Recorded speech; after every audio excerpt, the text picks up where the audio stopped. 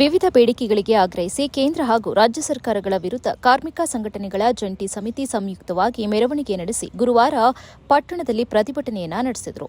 ಈ ಸಂದರ್ಭದಲ್ಲಿ ಪ್ರತಿಭಟನಾಕಾರರನ್ನು ಉದ್ದೇಶಿಸಿ ಮಾತನಾಡಿದ ಕಾರ್ಮಿಕ ಸಂಘಟನೆಯ ಮುಖಂಡರಾದ ಸೌಮ್ಯ ಮಾತನಾಡಿ, ಕೇಂದ್ರ ಸರ್ಕಾರ ಜಾರಿಗೆ ತಂದಿರುವ 4 ಕಾರ್ಮಿಕ ಸಂಹಿತೆಯ ವಿರೋಧಿ ನೀತಿಗಳನ್ನು ಕೂಡಲೇ ಕೈಬಿಡಬೇಕು ಎಂದು ಕಾರ್ಮಿಕರು, ರೈತರು, ಕೃಷಿ ಕೂಲಿಕಾರರಿಂದ ಉತ್ಪಾದನೆ ಮತ್ತು ಸೇವೆ ಸ್ಥಗಿತಗೊಳಿಸಿ ಫೆಬ್ರವರಿ 12ರಂದು ಅಖಿಲ ಭಾರತ ಸಾರ್ವತ್ರಿಕ ಮುಷ್ಕರ ಮಾಡಲಾಗುತ್ತಿದೆ.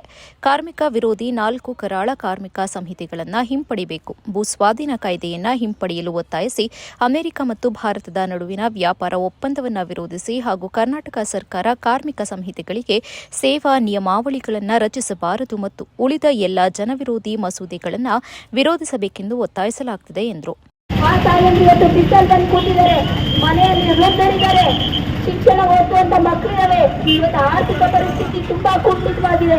ದಿನನಿತ್ಯ ಜೀವನವನ್ನು ನಡೆಸುವಂತಹ ಈ ಹೆಣ್ಮಕ್ಳಿಗೆ 4,600 ರೂಪಾಯಿ ಕೊಟ್ಟು ಜೀವನ ನಡೆಸಿ ಅಂತ ಹೇಳ್ತಾ ಇರುವಂತಹ ಈ ಸರ್ಕಾರವನ್ನ ನಾವು ಏನನ್ಬೇಕು? ಕಾರ್ಮಿಕ ವಿರೋಧಿ ಸರ್ಕಾರ ಅನ್ಬೇಕಲ್ವಾ? ಮಹಿಳಾ ವಿರೋಧಿ ಸರ್ಕಾರ ಅನ್ಬೇಕಲ್ವಾ? ಇವತ್ತು 600 ರೂಪಾಯಿ ಬರೀ ಕೇಂದ್ರ ಸರ್ಕಾರ ಕೊಟ್ಟು ಬಸ್ತಿ ಅಂತ ಹೇಳುವಂತ ಸರ್ಕಾರವನ್ನ ನಾವು ವಿರೋಧಿಸಬೇಕಾಗಿದೆ. ಮುಂಬರುವ ದಿನಗಳಲ್ಲಿ ಪ್ರಶ್ನೆ ಮಾಡಬೇಕಾಗಿದೆ. ಇವತ್ತು ಅವ್ರನ್ನ ಕಾಯಂ ಮಾಡಬೇಕು. ಪ್ರತಿ ತಿಂಗಳು ಅವ್ರಿಗೆ ಸಂಬಳ ಆಗ್ತಾ ಇಲ್ಲ.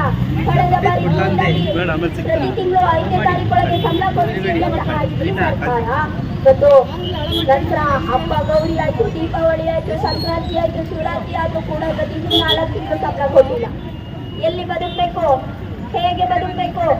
ನಾವು ಇವತ್ತು ಪ್ರಶ್ನೆ ಮಾಡಬೇಕಾಗುತ್ತೆ.